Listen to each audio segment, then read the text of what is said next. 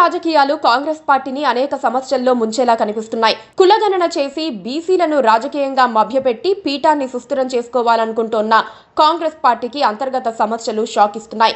ముందుగా బీసీ సీఎంను చేయాలన్న డిమాండ్ను కొంతమంది నేతలు వినిపిస్తున్నారు. తెలంగాణ కాంగ్రెస్ అంతర్గత రాజకీయాలు విచిత్రంగా ఉంటాయి. పార్టీ పెద్దలు రాజకీయ వ్యూహాల ప్రకారం కొన్ని చర్యలు తీసుకుంటే వాటిని తమ పార్టీకి అన్వయించేసి మార్పులు చేయాలని అడిగేవారు బయలుదేరతారు. సీఎం రేవంత్ రెడ్డి కులగణన చేసి బీసీ వర్గాలకు రిజర్వేషన్లు పెంచుతామని అంటున్నారు. ఈ క్రమంలోని కాంగ్రెస్ లోని వర్గాలు బీసీ సీఎం అనే నినాదాన్ని ఇప్పుడే నిజం చేస్తే బీసీలంతా మన వైపే ఉంటారని హైకమాండ్ కు చెప్పడం ప్రారంభించారు. కొంతమంది బీసీ నేతలు లాబీయింగ్ కూడా చేసుకుంటున్నట్లుగా ప్రచారం జరుగుతోంది. రేవంత్ రెడ్డి కూడా బీసీ సీఎం నినాదానికి సానుకూలంగానే ఉన్నారు, కానీ తనను తీసేసి కాదు, తన తర్వాత అంటున్నారు. అంటే రేవంత్ రెడ్డి ఉన్నంత కాలం కాంగ్రెస్ అధికారంలో ఉంటే ఆయనే సీఎం అవుతారు, కానీ బీసీ వర్గాలకు ఛాన్స్ రాదు. అందుకే ఇప్పుడే బీసీ నేతను సీఎం చేయాలన్న వాదన వినిపిస్తున్నారు.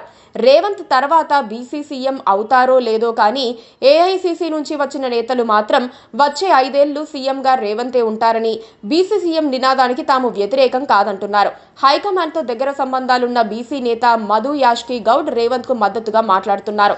కానీ ఆయనలోనూ సీఎం ఆశలు ఉన్నాయని అంటున్నారు. ఆయన ఎక్కడా గెలవకపోతూ ఉండటంతో పలుకుబడి కోల్పోయారు. రాహుల్ వద్ద స్నేహం మాత్రం కొనసాగుతోంది. కులగణన చేసి బీసీలకు రిజర్వేషన్లు పెంచి బీసీల ఛాంపియన్లమైతే ఇక ఎన్నికల్లో తిరుగుండదని రేవంత్ అనుకుంటూ ఉంటే ఆయన వ్యతిరేకులు మాత్రం మరో దారిలో వెళ్తున్నారు. రేవంత్ రెడ్డి పీఠానికి ఇప్పుడల్లా వచ్చే సమస్య లేదు. బీసీని సీఎంను చేస్తామని హామీని కాంగ్రెస్ ఇవ్వలేదు. అయితే వచ్చే ఎన్నికల నాటికి ఇస్తారేమో తెలియదు. గత ఎన్నికల్లో బీజేపీ ఇచ్చింది, కానీ ఆ పార్టీ ఫ్లోర్ లీడర్ను కూడా బీసీని నియమించలేకపోయింది. కాంగ్రెస్ పార్టీలో బీసీ సీఎం నినాదం ఇప్పటికిప్పుడు తేలిపోయినా భవిష్యత్తులో అదో పెద్ద నినాదమైన ఆశ్చర్యం ఉండదు. ఇప్పటికే కాంగ్రెస్ పార్టీలో అనేక వర్గాలు గ్రూపులు ఉన్నాయి. అయితే బీసీ వర్గాల నుంచి బలమైన నేత లేరు. ఈ కారణంగా రేవంత్ రెడ్డి ప్రస్తుతానికి సేఫ్ అని అనుకోవచ్చు. కానీ కాంగ్రెస్ పార్టీ హైకమాండ్ రేవంత్ విషయంలో అసంతృప్తిగా ఉందన్న ప్రచారం జరుగుతోంది.